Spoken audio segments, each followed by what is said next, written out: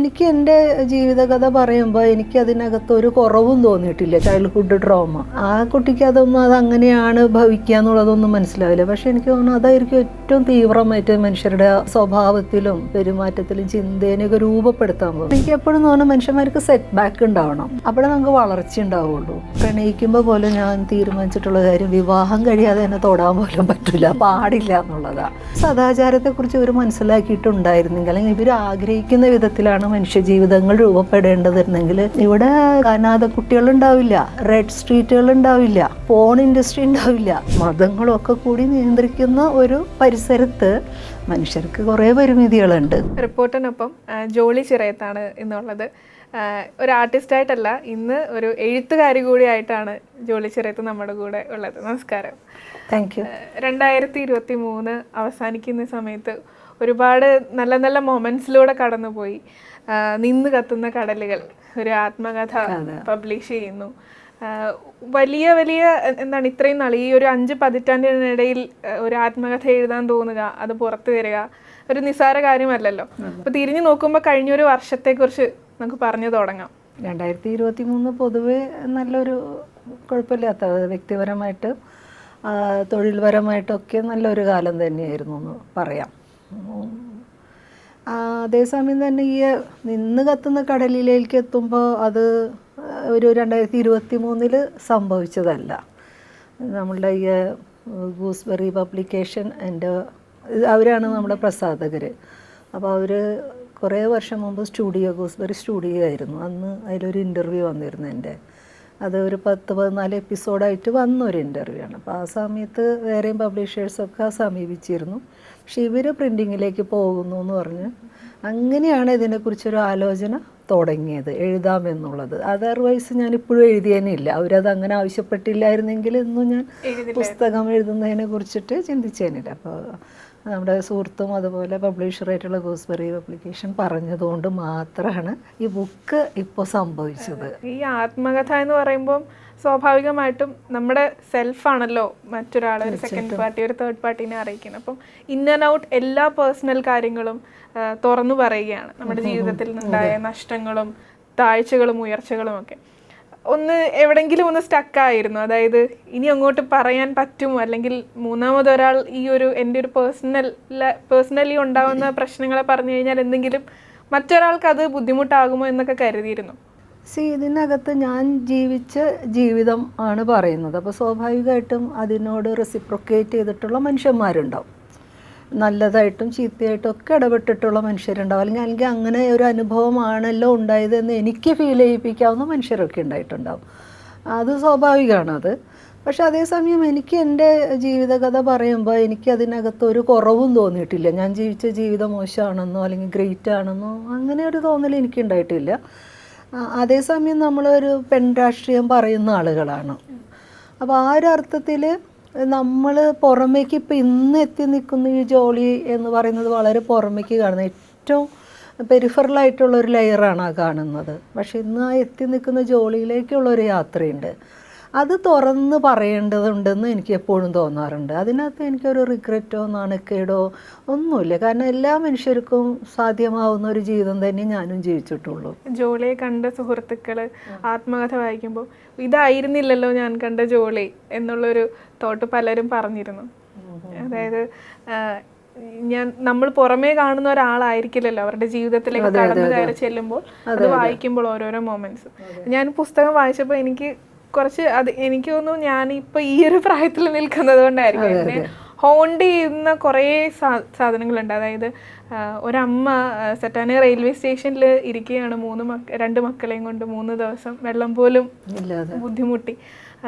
ആ സമയത്ത് 4 വയസ്സ്, 5 വയസ്സ്. അപ്പം ചെറിയ ചെറിയ ഓർമ്മകളൊക്കെ നല്ല പച്ച പിടിച്ച ഓർമ്മയാണ്. കാരണം 8-9 വയസ്സെന്ന് പറഞ്ഞാൽ എനിക്ക് തോന്നുന്നു നമ്മുടെ കുട്ടിക്കാലത്തിൻ്റെ ഏറ്റവും, അതാ ഞാൻ പറഞ്ഞു, ആ പ്രായത്തിലെ കുട്ടികളിലേക്ക് കൊടുക്കുന്ന ആഘാതങ്ങളുണ്ടല്ലോ. നമ്മൾ പറയും നമുക്ക് ഇന്നതൊരു ട്രോമ എന്നൊക്കെ പറയാൻ പറ്റും, ചൈൽഡ്ഹുഡ് ട്രോമ. ആ കുട്ടിക്ക് അതങ്ങനെയാണ് ഭവിക്കുക എന്നുള്ളതൊന്നും മനസ്സിലാവില്ല. പക്ഷെ എനിക്ക് തോന്നുന്നു അതായിരിക്കും ഏറ്റവും തീവ്രമായിട്ട് മനുഷ്യരുടെ സ്വഭാവത്തിലും പെരുമാറ്റത്തിലും ചിന്തേനെയൊക്കെ രൂപപ്പെടുത്താൻ പോകുന്നത്. കാരണം നമുക്കറിയാം ഒരു 13 വയസ്സ് വരെയുള്ള നമ്മുടെ കാലമാണ് നമുക്ക് കിട്ടുന്ന അനുഭവം, നമ്മളെ പ്രാക്ടീസ് ഒക്കെയാണ് നമ്മൾ രൂപപ്പെടുത്താൻ ഒരു അടിസ്ഥാനം ഇടുന്നത്. അപ്പോൾ ഒരുപക്ഷെ എൻ്റെ ഒരു ഭയങ്കരമായ അപകർഷതയ്ക്ക് എൻ്റെ ഒരു എപ്പോഴും ഫീൽ ചെയ്യുന്ന ഒരു ഇൻസെക്യൂരിറ്റി, ആങ്സൈറ്റി, ഇതൊക്കെ ആ ഒരു കാലഘട്ടം ആണ് കോൺട്രിബ്യൂട്ട് ചെയ്തിട്ടുള്ളത്. അത് ഞാൻ എത്ര റിയലൈസ് ചെയ്യാൻ ശ്രമിച്ചാലും അത് ഏതൊക്കെയോ മൊമെൻറ്റിൽ അത് ട്രിഗർ ചെയ്തുകൊണ്ടിരിക്കും, ആ ഒരു ഇൻസെക്യൂരിറ്റി. അതുണ്ട്, ഉറപ്പായിട്ടുണ്ട്. പക്ഷെ ഞാൻ അതിൽ മനസ്സിലാക്കിയ ഒരു കാര്യം എന്ന് പറഞ്ഞാൽ അത്രയ്ക്കും ഇന്നിപ്പോൾ ഞാൻ ഇരിക്കുന്ന ഒരു അമ്മ എന്ന് പറയുമ്പോൾ എനിക്കറിയാം എനിക്ക് എന്തൊക്കെ കാര്യങ്ങൾ നേടിയെടുക്കാൻ പറ്റും, അല്ലെങ്കിൽ എനിക്ക് എന്തുമാത്രം ആർജവമുണ്ട്, ത്രാണിയുണ്ട്. പക്ഷെ ഇതിൻ്റെ ഒന്നും പകുതി പോലും കേപ്പബിൾ അല്ലാത്ത ഒരു സ്ത്രീയാണല്ലോ ഞങ്ങളെ ഇവിടം വരെ എത്തിച്ചത് എന്നുള്ള അവരുടെ ഒരു യാത്രയാണ് ഞാൻ മനസ്സിലാക്കുമ്പോഴാണ് നമുക്ക് പലപ്പോഴും നമ്മൾ അനുഭവിച്ചുകൊണ്ടിരിക്കുന്ന കാര്യങ്ങളെ ഫേസ് ചെയ്യാനും മറികടന്ന് പോകാനുള്ള ഒരു ഊർജം കിട്ടുന്നത്. അപ്പോൾ ഞാൻ എപ്പോഴും പറയുന്നത് വെച്ചാൽ ഇത് എൻ്റെ ഒരു കഥയല്ല, എൻ്റെ ഞാൻ കണ്ട എല്ലാ സ്ത്രീകളുടെയും, അതായത് ജീവിതത്തിൽ വേറെ ഒന്നിനും പ്രതീക്ഷിക്കാതെ വ്യത്യാസം മാത്രമേ ഉള്ളൂ. അപ്പോൾ ആ ഒരു കാലത്തിൻ്റെ പ്രത്യേകതയുണ്ട്, സവിശേഷതയുണ്ട്. അതിൻ്റെ ഒരു എല്ലാതരം പരിതാപകരമായ അവസ്ഥയിൽ നിന്നിട്ടും ഇത്രയൊന്നും സൗകര്യങ്ങളില്ലാത്തൊരു കാലത്ത് അവർ നമ്മളെയൊക്കെ ഇവിടം വരെ എത്തിച്ചതിൻ്റെ ഒരു എഫേർട്ട് നോക്കുമ്പോൾ നമുക്ക് സങ്കടം പറയാനുണ്ടോയെന്ന് വെച്ചാൽ ഉണ്ട്. വ്യക്തിപരമായിട്ട് നമ്മൾ അനുഭവിക്കുന്ന സങ്കടമൊക്കെ നമുക്ക് ഏറ്റവും വലുത് തന്നെയാണ്. പക്ഷെ എന്നാലും ആ ഒരു യാത്രയും ഈ യാത്രയും കമ്പയർ ചെയ്യുമ്പോൾ നമുക്ക് കുറേയും കൂടിയും അവരെക്കാളും പൊട്ടൻഷ്യൽ ഉണ്ടല്ലോ, നമുക്ക് ചെയ്യാനുണ്ടെന്നുള്ളൊരു വലിയ തിരിച്ചറിവ് ഏത് കാലത്തും ഉണ്ട്. അപ്പോൾ എനിക്ക് തോന്നുന്നു ചിലപ്പോൾ വല്ലാതെ തകർന്നു പോവാതെ നിർത്തിയതും ഇത്തരത്തിലുള്ള അമ്മമാരെ കുറിച്ചുള്ള നമ്മളുടെ ഒരു തിരിച്ചറിവാണെന്ന് തോന്നിയിട്ടുണ്ട്. നാസിക്കിലെ ജീവിതം ആ ഒരു ബാല്യകാലം എന്ന് പറയുന്നത് കുറച്ച് സ്ട്രഗിൾ ഉള്ളതായിരുന്നു. അപ്പനും അമ്മയും തമ്മിലുള്ള ആ ഒരു റിലേഷൻഷിപ്പിൽ പറ്റുന്ന ചെറിയ പ്രശ്നങ്ങൾ, അതൊരു മകളെന്നുള്ള രീതിയിൽ കണ്ടുകൊണ്ടിരിക്കുമ്പോഴുള്ള ബുദ്ധിമുട്ട്. പെട്ടെന്ന് ഒരു രാത്രി അമ്മ വീട്ടിൽ നിന്ന് ഇറങ്ങി പോകുമ്പോൾ പുറകെ ഓടി ചെല്ലുന്ന ഒരു മകൾ,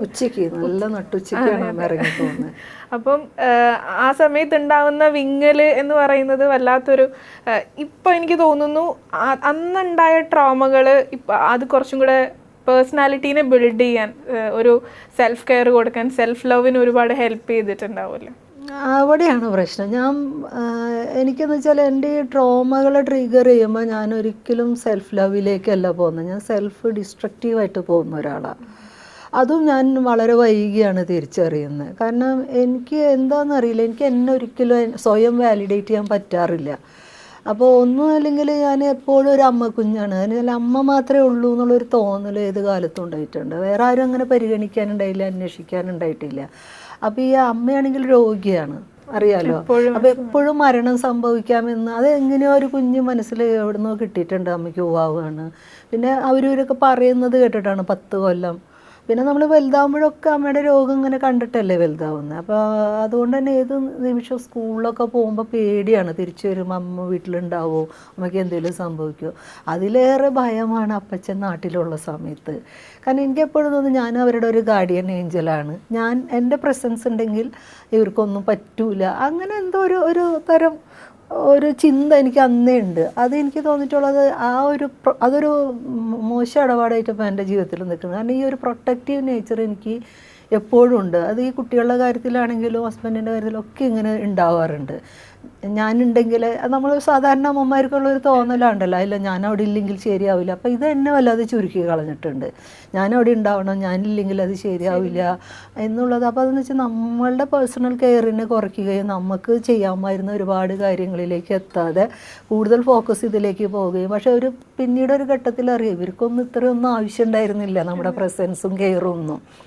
എനിക്ക് തോന്നുന്നു നമ്മുടെ ടൈമിനെയാണ് അതാണ്. അപ്പം നമ്മളുടെ ക്വാളിറ്റി ടൈം മൊത്തം അവിടെ കൊടുത്തിട്ട് ഇപ്പം ഇരിക്കുമ്പോൾ എനിക്കിപ്പോൾ സത്യത്തിൽ ഈ ടൈമൊക്കെ എനിക്ക് എന്തിനാന്ന് പോലും മനസ്സിലാവുന്നില്ല. കാരണം ഒട്ടും പ്രൊഡക്റ്റീവായിട്ട് ഉപയോഗിക്കാൻ അറിയാത്ത വിധം അത്രയും ഈ മനുഷ്യന്മാരും അവരുടെ പ്രശ്നങ്ങളിലും അവരുടെ ഉയർച്ച താഴ്ചകളിലും മാത്രം ഫോക്കസ് ചെയ്തിട്ട് സെൽഫ് ലവ് എന്ന് പറഞ്ഞൊരു സംഗതി മനസ്സിലാക്കിയിട്ടേ ഉണ്ടായിരുന്നില്ല ഞാൻ. അത് മനസ്സിലാക്കി വന്നപ്പോഴേക്കും എനിക്ക് എന്നെ തന്നെ ആവശ്യമില്ലാത്ത വിധം എനിക്ക് ഒരു ഭയങ്കര അവേർഷം വന്നു ലൈഫിനോട്.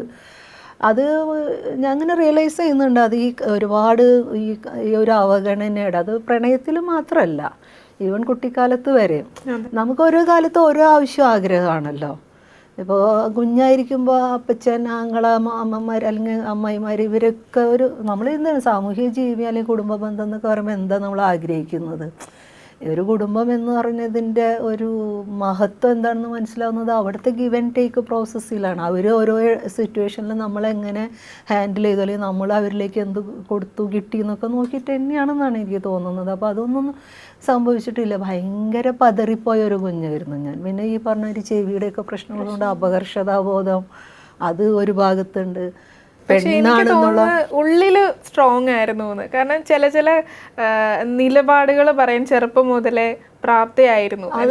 സ്കൂൾ കാലം മുതൽ. ഇപ്പം നാസിക്കിൽ നിന്ന് തിരിച്ച് നാട്ടിലേക്ക് സ്കൂളിൽ വന്ന സമയത്ത് ഈ ആണുങ്ങളും പെണ്ണുങ്ങളും ഒരുമിച്ചിരിക്കുന്ന കാരണം വെച്ചാൽ വളർന്നത് അതാണ് നാസിക്കിന്റെ ഒരു ഗുണം. കാരണം വെച്ചാൽ നമ്മളെല്ലാം മോശമായിട്ടല്ല സംഭവിക്കുന്നത്. നമ്മൾ ഒരു മോശമായ ജീവിതത്തിലും നമുക്ക് ഒരുപാട് നല്ല കാര്യങ്ങളെ മനസ്സിലാക്കിയെടുക്കാൻ പറ്റും. കാരണം വെച്ചാൽ എനിക്ക് എപ്പോഴും തോന്നുന്നു മനുഷ്യന്മാർക്ക് സെറ്റ് ബാക്ക് ഉണ്ടാവണം, അപ്പോഴേ നമുക്ക് വളർച്ച ഉണ്ടാവുള്ളൂ.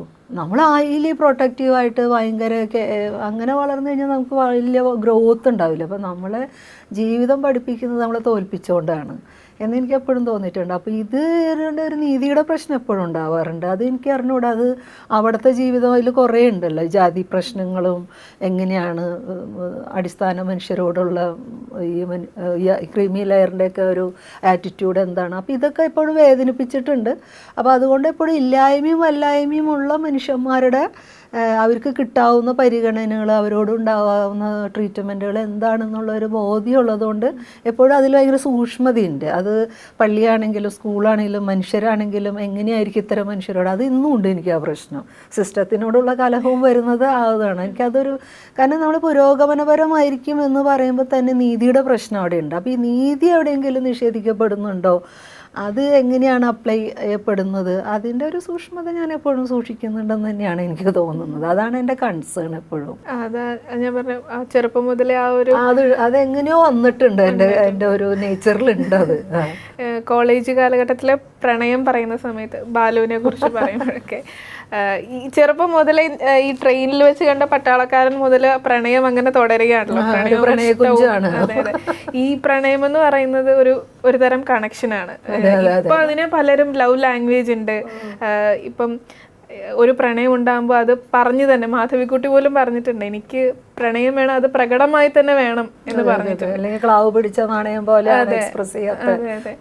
എങ്ങനെയാണ് ജോളി ചിറയത്ത് എന്ന് പറയുന്ന ഒരു വ്യക്തിയുടെ ഉള്ളിലെ പ്രണയം, ആ ഒരു ലവ് ലാംഗ്വേജ് എന്താണെന്ന് പറയാം? എന്നെ സംബന്ധിച്ച് എനിക്ക് പ്രണയം തോന്നുന്ന ഒരാളോട് ആദ്യം പോയിട്ട് എക്സ്പ്രസ് ചെയ്യാനൊന്നും പറ്റില്ല. അതൊക്കെ എൻ്റെ ഒരു പരിമിതി തന്നെയാണ്. അവരിങ്ങോട്ട് പറയട്ടെ എന്ന് വെച്ചിരിക്കും. ഏത് തരത്തിലും അതെനിക്ക് എക്സ്പ്രസ് ചെയ്യാൻ പറ്റില്ല. പിന്നെ എനിക്ക് പ്രണയത്തിലായി കഴിഞ്ഞാൽ എനിക്ക് തോന്നിയിട്ടുള്ളത് എൻ്റെ ലവ് ലാംഗ്വേജ് ഭയങ്കര മോശമാണ്. ഞാൻ പിണങ്ങിക്കൊണ്ടിരിക്കും, പെട്ടെന്ന് പിണങ്ങും ഞാൻ. അതായത് അവർക്ക് പോലും മനസ്സിലാവില്ല ഞാൻ പിണങ്ങിയിട്ടിരിക്കണമെന്ന്. അത് പിന്നീട് ഞാൻ മനസ്സിലാക്കണം അത് എൻ്റെ ഒരു ലവ് ലാംഗ്വേജാണ്. പക്ഷേ അത് അവർക്ക് മനസ്സിലാവണമെന്നില്ല. ഞാൻ ചിലപ്പോൾ ഭയങ്കര എന്താ പറയണ്ട ഓഫായി പോകും. അത് ചിലപ്പോൾ ചെറിയ കാര്യമായിരിക്കും, അവർ പോലും ശ്രദ്ധിക്കാത്ത ചെറിയൊരു കാര്യമായിരിക്കും. അപ്പോൾ അതൊരു കുട്ടികളെ പോലെയുള്ള ഒരു ചെറിയ ഷാട്ടിയോ എന്തോ ഒരു എന്താ പറയണ്ടത്, നമ്മൾ കൊഞ്ചുകയെന്ന് അറിയില്ലേ, വാശി പിടിച്ചിട്ടുള്ള അങ്ങനത്തെ ഒരു സാധനമാണ് എനിക്കുള്ളതെന്ന് എനിക്കത് പറയാൻ നാണക്കേടൊന്നുമില്ല. അങ്ങനെ ഒരു കാര്യം ഉണ്ടായിരുന്നു. അത് പിന്നീട് ഞാൻ തിരിച്ചറിയണം ശരിക്കും ഇതാണ് എൻ്റെ ലവ് ലാംഗ്വേജ്. ഇവർക്ക് എന്തത് മനസ്സിലാവാത്ത, അവരെ സംബന്ധിച്ച് അത് ഇറിറ്റേറ്റിംഗ് ആണ്. എന്തിനാണ് ഈ പെണ്ണ് പിണങ്ങണേന്ന് മനസ്സിലാവുന്നില്ല, ചുണ്ടി വരുന്നത് എന്തിനാണെന്ന് മനസ്സിലാവില്ല. പക്ഷേ എനിക്കത് അത്രയും സ്നേഹമുള്ള മനുഷ്യരുടെ അടുത്ത് മാത്രമേ എനിക്ക് ചുണ്ടി എടുക്കാൻ പറ്റുള്ളൂ. അതർവൈസ് ഞാൻ ഭയങ്കര മെച്യൂറായിട്ടുള്ള, ചെറിയ പ്രായത്തിൽ ഓവർ മെച്യൂറായിട്ടുള്ള ഒരാളാണ്. പക്ഷേ എനിക്ക് എപ്പോഴും ഞാനായി നിൽക്കാൻ പറ്റുന്നത് എനിക്ക് അത്രയും പ്രണയമുള്ള മനുഷ്യരെ മുന്നില്ല. അവരുടെ അടുത്ത് മാത്രമേ എനിക്ക് പിണങ്ങാൻ പറ്റാറുള്ളൂ, ദേഷ്യപ്പെടാൻ പറ്റാറുള്ളൂ. അതല്ലെങ്കിൽ ഞാൻ ഭയങ്കര എക്സ്ട്രാ ഓർഡിനറിലി ഡീസൻ്റ് ആയിട്ടുള്ള ഒരു സ്ത്രീയാണ്, പെണ്ണാണ്. ഈ ബാലുവുമായിട്ടുള്ള കോളേജ് കാലഘട്ടത്തിലെ പ്രണയത്തിൽ നിങ്ങൾ തമ്മിലുള്ള അടുപ്പം, ഇന്ന് ചില കാര്യങ്ങളിൽ സാമ്യതയുണ്ട്. പിന്നെ ജീവിക്കാൻ തീരുമാനിക്കുകയാണ് 21-22 വയസ്സിൽ. അപ്പം എത്രത്തോളം ആ ഒരു പ്രണയത്തെ ഉൾക്കൊണ്ടു എന്ന് പിന്നീടാണ് മനസ്സിലായത്. അതായത് ഇതായിരുന്നില്ല ശരിയായിട്ടുള്ള ഒരു പാത്ത്, ഇങ്ങനെ ആയിരുന്നില്ല ആ ഒരു പ്രണയത്തെ കാൽക്കുലേറ്റ് ചെയ്യേണ്ടത് എന്ന് തോന്നിയ ഒരു നിമിഷത്തിൽ എന്തായിരുന്നു ശരിക്കും അങ്ങനെ ആയിരുന്നോ പ്രണയത്തെ എന്താണ് അതിനകത്ത് അങ്ങനെ പ്രത്യേകിച്ച് ഡിസൈനൊന്നുമില്ല. അതായത് നമ്മൾ ഇങ്ങനെയൊക്കെ ജീവിക്കും എന്നുള്ളത് ആകെയുള്ള ഒരു തീരുമാനം എന്ന് പറഞ്ഞാൽ നമ്മൾ ഒരു സ്ത്രീ എന്നുള്ള രീതിയിൽ നമുക്ക് സ്ത്രീധനത്തിനെതിരാണ്, ജാതി മതത്തിനെതിരാണ്. അപ്പോൾ അതൊരു പൊസിഷനാണ്, രാഷ്ട്രീയമായിട്ടുള്ള ഒരു നിലപാടാണ്. അപ്പോൾ അതുകൊണ്ട് സ്ത്രീധനം ചോദിച്ച് വരുന്ന, ജാതി മതമൊക്കെ നോക്കിയിട്ട് വരുന്ന ഒരാളെ വിവാഹം കഴിക്കില്ല, അല്ലെങ്കിൽ പാർട്ട്ണറാക്കില്ല. അപ്പോൾ അന്ന് പാർട്ട്ണർ എന്നുള്ളതൊന്നുമില്ല, ഭർത്താവ് തന്നെയാണ് പറയുന്നത്. എനിക്ക് അങ്ങനെ ഒരു ഭർത്താവിനെ വേണ്ട, അങ്ങനെ പറഞ്ഞു. കാരണം ഇന്നത്തെ ഒരു രാഷ്ട്രീയ നിലപാട്, അത്തരത്തിലുള്ള രാഷ്ട്രീയമായ ഒരു അവബോധമൊന്നും അന്ന് വളർന്നിട്ടില്ല. ഇത്രയൊക്കെ ഉള്ളൂ. നമ്മൾ അങ്ങനെ ചെറിയ ആൾക്കാരൊന്നുമല്ല, ഞങ്ങളങ്ങനെ സെക്കൻഡറി ആയിട്ട് ട്രീറ്റ് ചെയ്യാനൊന്നും പറ്റില്ല. നമ്മൾക്ക് തുല്യ ഒരു പ്രാധാന്യമുള്ള, പ്രയോറിറ്റിയുള്ള ഇത്തരം കാര്യങ്ങളിലൊക്കെ ഒരു പൊസിഷനുള്ള ഒരു ഭർത്താവായിരിക്കണം തന്നെയാണ് ഞാൻ കരുതുന്നത്. അപ്പോൾ അങ്ങനെ നോക്കുമ്പോൾ ബാലു ആ കാര്യത്തിലൊക്കെ സംസാരിക്കുമ്പോഴല്ലേ നമുക്കത് അങ്ങനെയാണെന്ന് ഫീൽ ചെയ്യുന്നത്. അപ്പോൾ എനിക്ക് തോന്നുന്നു കൊള്ളാമല്ലോ, ഈ പാർട്ടിയും നമ്മൾ ചിന്തിക്കുന്നത് പോലെയാണ്. അപ്പോൾ നമ്മൾ ബേസിക്കലി രണ്ട് മനുഷ്യന്മാർക്ക് ആദ്യം കണക്ഷൻ ഉണ്ടാവുന്നത് നമുക്ക് ഒരേ ഇൻട്രസ്റ്റ് ഉണ്ടെന്നുള്ളതാണ്. അല്ലെങ്കിൽ ജീവിതത്തെ നമുക്ക് ഒരുപോലെ നോക്കി കാണുന്നു. നമ്മൾ രണ്ടുപേരും ഒരുപോലെയാണല്ലോ, ഈ ഒരുപോലെ ആണെന്നതിൽ കാണുന്ന ഒരു ഭംഗിയുണ്ട്. അതേസമയം എപ്പോഴും ഒരുപോലെ ആയിരിക്കണം എന്നുള്ള വാശികളൊക്കെ ബുദ്ധിമുട്ടുമാണ്. അത് നമ്മളൊക്കെ അന്ന് അങ്ങനെയൊന്നും അത്ര ഡിസൈനൊന്നുമില്ല, പ്രീ പ്ലാൻഡ് ഒന്നുമല്ല. നമുക്ക് ഇത്ര മിനിമം കാര്യങ്ങൾ വെച്ചിട്ട് ഒരു ഡിസിഷൻ എടുക്കുകയാണ്. അപ്പോൾ നമ്മൾ ജീവിച്ച് തുടങ്ങുമ്പോഴാണ് ഇതൊക്കെ ഓരോരുത്തരും ഈ പൊളിറ്റിക്സ് പറഞ്ഞ രാഷ്ട്രീയം എത്രമാത്രം ഇൻറ്റേർണലൈസ് ചെയ്തിട്ടുണ്ടെന്നുള്ളത് അപ്പോഴേ പറ്റുള്ളൂ. അപ്പോൾ ശരിക്കും പറഞ്ഞാൽ നമ്മളെ പ്രണയ ജീവിതം തുടങ്ങേണ്ടത് നമ്മളൊരു റൂഫിന് താഴെ ഒന്നിച്ച് ജീവിക്കുമ്പോഴാണ്. നല്ലത് നമ്മൾ വഴിപോക്കിലോ വക്കീലോ പാർക്കിലോ ഇരുന്ന് അതിലൊന്നുമല്ല. നമ്മൾ the moment we start living ആണ്, അവിടെ നിന്നാണ് ശരിക്കും നമ്മൾ പ്രണയത്തിൻ്റെ സാധ്യതകൾ ആരംഭിക്കേണ്ടത് എല്ലാ അർത്ഥത്തിലും. പക്ഷെ നിർഭാഗ്യവശാൽ അതങ്ങനെ എല്ലാവർക്കും സാധിച്ചോളണമെന്നില്ല. നമ്മൾ ഒരേ തൂവൽ പക്ഷികളായിട്ട് നമുക്ക് പറക്കാൻ പറ്റിക്കൊള്ളണമെന്നില്ല. അപ്പോൾ അതും എൻ്റെ ജീവിതത്തിൽ വളരെ പെട്ടെന്ന് തന്നെ ഞാനത് റിയലൈസ് ചെയ്യുന്നുണ്ട്. അതുകൊണ്ട് തന്നെ എനിക്ക് തോന്നുന്നു ഞാൻ ജീവിതത്തിൽ ഒരുപാട് set backs, in the sense financially നമ്മൾ ഭയങ്കര സ്ട്രഗിളിങ് പോയിന്റിലൂടെയൊക്കെ പോകുമ്പോഴും ഒരിക്കലും എനിക്ക് ഗിവ് അപ്പ് ചെയ്യണമെന്നൊന്നും തോന്നിയിട്ടില്ല. എനിക്ക് ഭയങ്കര ഇതാണ്, ജീവിതത്തിനോട് ഭയങ്കര ആവേശമാണ്. നമുക്ക് ജീവിക്കാൻ പറ്റും, നമുക്ക് ഈ ലോകത്തെ മാറ്റാൻ പറ്റും, വളരെ നല്ല സമൂഹം ഉണ്ടാക്കിയെടുക്കാൻ പറ്റും, അതിനുവേണ്ടി പണിയെടുക്കാൻ പറ്റും എന്നൊക്കെ തന്നെ വിചാരിക്കുന്നു. പക്ഷെ അങ്ങനെ ചിന്തിച്ചിരുന്ന ഒരു പെൺകുട്ടിയുടെ ഒരു ഡീജനറേറ്റിംഗ് ആയിട്ടുള്ള ഒരു അവസ്ഥയാണ് കല്യാണം കഴിഞ്ഞ് ഒന്നിച്ച് ജീവിച്ച് 3-4 മാസം കഴിയുമ്പോഴേക്കും ഞാൻ റിയലൈസ് ചെയ്യുന്നത്. പക്ഷെ എനിക്കിത് എവിടെയും പറയാൻ പറ്റില്ല. ഇത് ശരിക്കും നമുക്കങ്ങനെ പറയാൻ പറ്റും, ഇത് ഒരാളുടെ മാത്രം പേഴ്സണൽ കാര്യമാണ്. ഇപ്പം വിവാഹം കഴിഞ്ഞ് ജീവിതകാലം മുഴുവൻ പ്രണയിച്ച് ജീവിക്കാൻ കഴിയുക, അല്ലെങ്കിൽ ഇതിനിടയ്ക്ക് കമ്മിറ്റ്മെൻറ്റ്സ് വരുന്നുണ്ട്, ഫാമിലി, കുട്ടികൾ, ബന്ധുക്കൾ, ചുറ്റുപാടുമുള്ളവരെയൊക്കെ കെയർ ചെയ്യേണ്ടി വരുന്നുണ്ട്. അപ്പം പ്രണയം എന്ന് പറയുന്നത് ഒരു ഫാമിലിയുടെ ഒരു ബോണ്ടാണെന്ന് പറയുമ്പോഴും കുറേ കാലം കഴിയുമ്പോൾ ഈ പ്രണയം ഫെയ്ഡ് ആയിക്കൊണ്ടിരിക്കുന്നില്ലേ ഫാമിലിയുടെ ഉള്ളിൽ ഒരു ഭാര്യയും ഭർത്താവ് റിലേഷൻഷിപ്പ്? കാരണം എന്ന് വെച്ചാൽ പ്രണയം എന്നല്ല, സ്നേഹം ഏതൊരു ബന്ധത്തിൻ്റെയും ബോണ്ടായി നിൽക്കണമെങ്കിൽ അതിന് വേറെ ചില ഘടകങ്ങളൊക്കെ ഉണ്ട്. നമുക്കിങ്ങനെ സ്നേഹം ആദ്യമേ ഉണ്ടാവില്ല, നമുക്ക് റെസ്പെക്റ്റ് ഉണ്ടാവണം, പരസ്പരം മനസ്സിലാക്കലുകൾ ഉണ്ടാവണം. അതിനൊരു തുടർച്ച ഉണ്ടെങ്കിൽ മാത്രമേ സ്നേഹം നിൽക്കുള്ളൂ. അതായത് സ്നേഹത്തിന് അങ്ങനെ ഒറ്റയ്ക്ക് നിലനിൽക്കാൻ പറ്റില്ല. അത് നമ്മളൊരു എനിക്ക് തോന്നുന്ന ഒരു ആഗ്രഹമാണെന്ന് തോന്നുന്നത്. അങ്ങനെ നിൽക്കാൻ പറ്റില്ല. നമുക്ക് ബേസിക്കലി വേണ്ടത് നമ്മൾ അന്തസ്സിന് കോട്ടം തട്ടാത്ത വിധത്തിൽ നമ്മൾ ബഹുമാനിക്കപ്പെടണം എന്നുള്ളതാണ്, പിന്നെ പരിഗണിക്കപ്പെടണം എന്നുള്ളതാണ്. ഇത് രണ്ടും, ഈ മനസ്സിലാക്കലും ഈ പരിഗണനയും ഈ റെസ്പെക്റ്റും നിലനിൽക്കുന്ന ഒരു സ്ഥലത്താണ് സ്നേഹത്തിനൊരു ഭംഗി ഉണ്ടാവും, ചാമുണ്ടാവുള്ളൂ. അതല്ലാതെ അതിന് ഒരു ഇൻഡിവിജ്വൽ എക്സിസ്റ്റൻസ് ഉണ്ടെന്ന് ഞാൻ വിചാരിക്കുന്നില്ല. അപ്പോൾ അന്നൊക്കെ നമ്മൾ അങ്ങനെയല്ല കാണുന്നത്. നമ്മൾ ഒരാൾക്ക് വേണ്ടി എന്ത് എക്സ്ട്രീമിലും സറണ്ടർ ചെയ്ത് ജീവിക്കാൻ തയ്യാറായിട്ടാണ് പോണത്. കാരണം നമ്മൾ മോൾഡ് ചെയ്യപ്പെട്ടത് അങ്ങനെയാണ്. നമ്മളതുവരെ കണ്ട എല്ലാ മാതൃകകളും സാഹിത്യത്തിലും സിനിമയിലും കലയിലും ഒക്കെ സ്ത്രീയുടെ സഹനങ്ങൾ, ത്യാഗങ്ങൾ, ഇത് അങ്ങനെ പ്രണയത്തിന് വേണ്ടി, ജീവിതത്തിന് വേണ്ടി, കുടുംബത്തിന് വേണ്ടി എല്ലാം കൊടുക്കുന്ന സ്ത്രീകളെയാണ് നമ്മളെ റോൾ മോഡൽസായിട്ട് കാണുന്നത്. അപ്പോൾ അതുകൊണ്ട് നമ്മൾ ആ ഒരു പരിധിവരെ നമ്മൾ ആ പ്രണയത്തിൽ നിൽക്കുമ്പോഴും എല്ലാം നമ്മൾ സറണ്ടർ ചെയ്തിട്ടാണ് നിൽക്കുന്നത്. പക്ഷെ നമ്മൾ അതുവരെ അങ്ങനെ പോകുമ്പോഴും നമ്മൾ എന്നൊരു മനുഷ്യൻ അവിടെ ഉണ്ടല്ലോ, വേറെ തരം തിരിച്ചറിവുകളും ആലോചനകളും ഇതിനിടയിൽ മറ്റൊരു പ്രണയവും ഉണ്ടാകാം. അല്ല, അത് എപ്പോഴും ഉണ്ടാകുന്ന വെച്ചാൽ ഞാൻ പറഞ്ഞ വെച്ചാൽ പ്രണയത്തിൻ്റെ സാധ്യതകൾ എപ്പോഴും ഉണ്ട്. അതിപ്പോൾ നമ്മൾ ജീവി എന്നുള്ള രീതിയിൽ നമ്മൾ മോണോഗാമസ് ആയിട്ട് അതൊരു തീരുമാനമാണ്. ഞാനൊക്കെ എന്ന് പറഞ്ഞാൽ ഞാൻ ആകെ തീരുമാനിച്ചപ്പോൾ പ്രണയിക്കുമ്പോൾ പോലും ഞാൻ തീരുമാനിച്ചിട്ടുള്ള കാര്യം വിവാഹം കഴിയാതെ തന്നെ തൊടാൻ പോലും പറ്റില്ല, പാടില്ല എന്നുള്ളതാണ്. അതത്രയ്ക്കും ഒരു റിജിഡായിട്ടുള്ള ഒരു മൊറാലിറ്റി കീപ്പ് ചെയ്യുന്നുണ്ട്. അത്രയ്ക്കും ഒരു തീരുമാനം എടുത്തിട്ടുണ്ട്. എനിക്ക് ഒരെണ്ണ ഒരു തൂണ അത്രേ പാടുള്ളൂ എന്നുള്ളത്. അത് നമ്മളെ സോഷ്യൽ മൊറാലിറ്റി നമുക്ക് സെറ്റ് ചെയ്ത് തരുന്ന ചില കാര്യങ്ങൾ, ഫ്രെയിം വർക്ക് ഉണ്ട്. അത് വ്യക്തി എന്നുള്ള രീതിയിൽ ഞാനതൊരു ഡിസിഷനായിട്ട് എടുക്കുന്നു. അതുകൊണ്ട് ഞാൻ മറ്റു കാര്യങ്ങളെ ഇതിനകത്ത് വേറെ ഡീവിയേഷൻ ഇല്ലാതെ ശ്രദ്ധിക്കുന്നു എന്നേ ഉള്ളൂ ഞാൻ എന്ന വ്യക്തി. പക്ഷേ ഇത് അങ്ങനെ ആയിക്കൊള്ളണമെന്നൊന്നും ഒരു നിർബന്ധമില്ല. കാരണം മനുഷ്യൻ ഒരു മോണോഗാമസ് ആയിട്ട് ജീവിക്കാൻ കഴിയുന്ന ഒരു ജീവിയൊന്നും അല്ല. മറിച്ച് അവരെപ്പോഴും ടെംപ്റ്റഡാണ്. വസ്തുക്കളിൽ എന്നതുപോലെ മനുഷ്യരിലും അവർ ടെംപ്റ്റഡാണ്. അപ്പോൾ അതിനങ്ങനെ മനസ്സിലാക്കണം. നമ്മളെ ഒരു ചരിത്രം എടുത്ത് നോക്കിക്കഴിഞ്ഞാൽ എവിടെ നിന്ന് മുതലാണ് പ്രണയവും കാമവും സിൻഫുള്ളായി മാറുന്നതെന്ന് വെച്ചാൽ സ്വകാര്യ സ്വത്തിൻ്റെ ഉത്ഭവത്തിന് ശേഷമാണ്. സ്ത്രീക്ക് ഈ സ്വത്ത് കൈയാളുന്ന പുരുഷൻ്റെ തന്നെ കുഞ്ഞിനെ ഉണ്ടാക്കാനുള്ള ഒരു നിർബന്ധിത അവസ്ഥയുണ്ട്. അപ്പം അതുവരെയുള്ള കാലങ്ങൾ അങ്ങനെയല്ലല്ലോ. മാട്രിയാർക്കലായിട്ടുള്ളൊരു ലോകങ്ങളുണ്ട്. അവിടുത്തെ സദാചാര ബോധങ്ങളോ സംഹിതകളോ അതായിരുന്നില്ല. അപ്പോൾ എവിടെയാണ് ഹിസ്റ്ററിയിൽ എവിടെയാണ് ഇത് അട്ടിമറിക്കപ്പെടുന്നതെന്നാണ്. ആ കാലം തൊട്ടാണ് സത്യം പറഞ്ഞത് സിവിലൈസേഷൻ നമ്മൾ ഭയങ്കര ചുരുക്കി കളഞ്ഞിട്ടുണ്ട്. നമ്മൾ പറയുന്ന ഈ സിവിലൈസേഷൻ്റെയും കൂടെ ഒരു പ്രാരാബ്ദങ്ങളാണ് നമ്മൾ അനുഭവിക്കുന്ന ഇത്തരം റിജിഡിറ്റികൾ. അതങ്ങനെ ഇപ്പോൾ വന്നതിൽ നമുക്ക് ഇതിനെ കുറിച്ച് പറയുമ്പോഴേ ഇവരെന്ത് മോശം വർത്തനം പറയുന്നത്, ഇവരെന്താ ഒരു സദാചാരപരമായിട്ടുള്ളൊന്നും വേണ്ടേ, അങ്ങനെയൊക്കെ ആലോചിക്കാൻ തുടങ്ങിക്കഴിഞ്ഞാൽ ശരിക്കും പറഞ്ഞാൽ നമ്മളത് വളരെ ഫേക്കായിട്ടുള്ള ഒരു കാര്യം. നമ്മൾ സദാചാരത്തെക്കുറിച്ച് പറയുമ്പോൾ നമ്മളത് പക്ഷേ ലോകത്ത് മുഴുവനും നടക്കുന്നത് ഞാൻ പറഞ്ഞു വെച്ചാൽ ഈ സദാചാരത്തെക്കുറിച്ച് ഇവർ മനസ്സിലാക്കിയിട്ടുണ്ടായിരുന്നെങ്കിൽ, അല്ലെങ്കിൽ ഇവർ ആഗ്രഹിക്കുന്ന വിധത്തിലാണ് മനുഷ്യജീവിതങ്ങൾ രൂപപ്പെടേണ്ടതെങ്കിൽ ഇവിടെ അനാഥ കുട്ടികളുണ്ടാവില്ല, റെഡ് സ്ട്രീറ്റുകളുണ്ടാവില്ല, പോൺ ഇൻഡസ്ട്രി ഉണ്ടാവില്ല. ഇത്രയും സദാചാരം പറയുമ്പോഴും എന്തുകൊണ്ട് ഇതൊക്കെ ഉണ്ടായിക്കൊണ്ടിരിക്കുന്നു, എന്തുകൊണ്ട് ഇതൊക്കെ നിലനിൽക്കുന്നു? ഇന്ന് ഏറ്റവും കൂടുതൽ അതായത് ബാലലൈംഗിക വൃത്തിയിലേക്ക് എത്തുന്ന കുഞ്ഞുങ്ങളുണ്ടാവുന്നു, അവിവാഹിതരായ അമ്മമാരുണ്ടാവുന്നു. ഇതൊക്കെ എങ്ങനെയുണ്ടാവുന്നത്? ഈ സദാചാരം പഠിപ്പിച്ചു വയ്ക്കുന്ന ഇതേ സൊസൈറ്റി തന്നെയാണ് ഇതിനുണ്ടാക്കുന്നത്. അപ്പോൾ അത് എത്രമാത്രം ഫേക്കാണെന്നുള്ളതാണ്.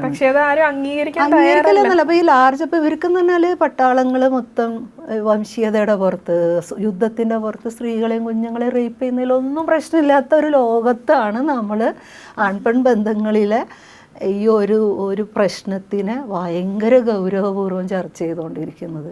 ഇപ്പുറത്ത് ഇത്രയും അന്യായം പിടിച്ച ലോകങ്ങളെ ക്രിയേറ്റ് ചെയ്യുന്നുണ്ട് അല്ലേ? പോൺ ഇൻഡസ്ട്രിയൊക്കെ ഏറ്റവും കൂടുതൽ കാശുണ്ടാക്കുന്ന ഒരു കാലമാണത്.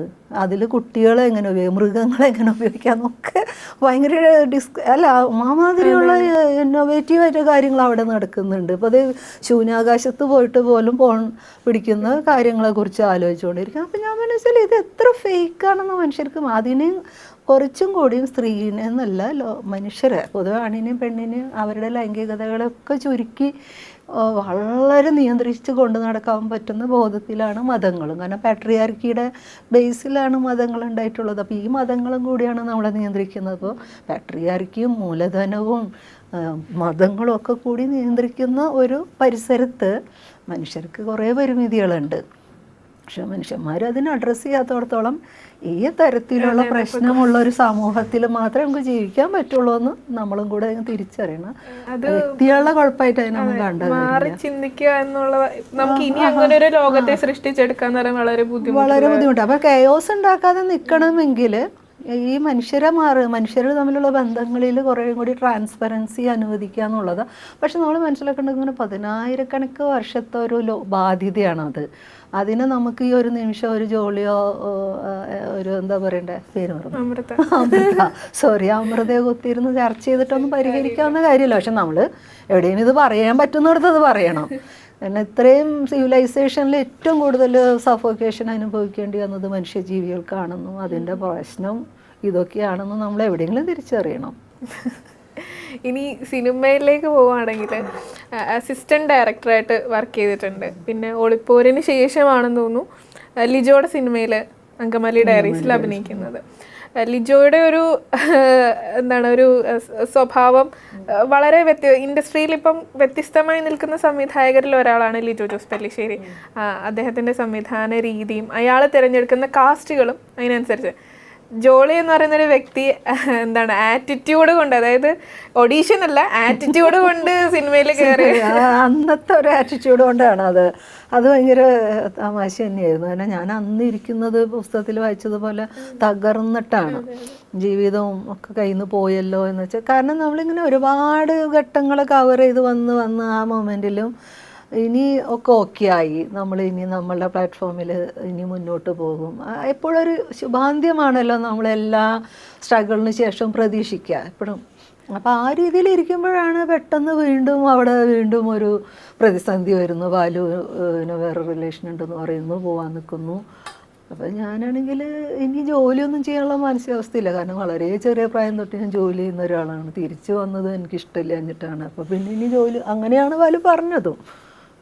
അപ്പം ഞാൻ വിചാരിച്ചു ഇനിയിപ്പം മക്കളൊക്കെ ഇത്രയും ആയില്ലേ, ഇനി എന്താ. അപ്പം എനിക്ക് പിന്നെ സാമൂഹ്യ പ്രവർത്തനത്തിന് പോകണമെന്നോ സിനിമ ചെയ്യണമെന്നോ ഒന്നും ഒരാഗ്രഹമില്ല. ഉള്ള സമയം ഇത്തിരി ചോറും കറിയൊക്കെ വെച്ച് പാട്ടൊക്കെ കേട്ട് സിനിമയും കണ്ടങ്ങ് ജീവിച്ച് തീരാന്നുള്ളതേ ഉള്ളൂ. അത്രയ്ക്കും ഞാൻ ഒരു സാച്ചുറേഷൻ പോയിന്റിൽ നിൽക്കുകയാണ് ലൈഫിൽ. അവിടെയാണ് ഇതുണ്ടാവുന്നത്.